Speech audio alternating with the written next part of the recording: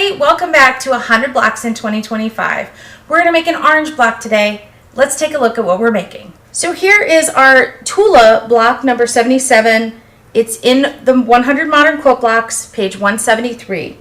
This one is pretty simple, but we're going to do some blending today. So you can see that Tula started with a light pink and sort of blended her pinks out to deep purple. So we're going to do something similar, but we're fussy cutting a little bit of a design. So I found this patterned fabric here with butterflies on it, picked one color out of that, the orange, and decided to blend the strips from there.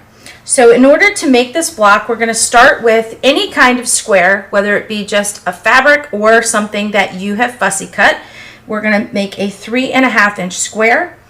Our next set of fabrics, which I'm just going to call fabrics 1, 2, and 3, from our fabric 1, we're going to need strips that are 1.5 inches wide, and we're going to cut 3.5 inches this way, and then we're a second one that's 4.5 inches in this direction.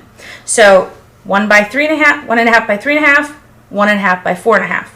For color number 2, we're going to start with a 1.5 by 4.5 inch rectangle, and we're also going to cut a 1.5 by 5.5 inch rectangle. The short one will go on the top and the long on the side. And fabric number 3, we're going to cut a 1.5 by 5.5 inch rectangle and a 1.5 by 6.5 inch rectangle. So we're going to start the block by sewing the short to the top, and then once that's done, go to the side. And we're going to repeat that process with color 2, the top, then the side, and again with color 3, the top and the side. So let me go sew those together and we'll see what we've got. So I have added the top, the short portion, and the side to the block, and you can see as I add this short version, this 3.5 inch, when I go to add the side strip, they fit perfectly. And now you can already see that when I go to add the top, it's going to fit perfectly too.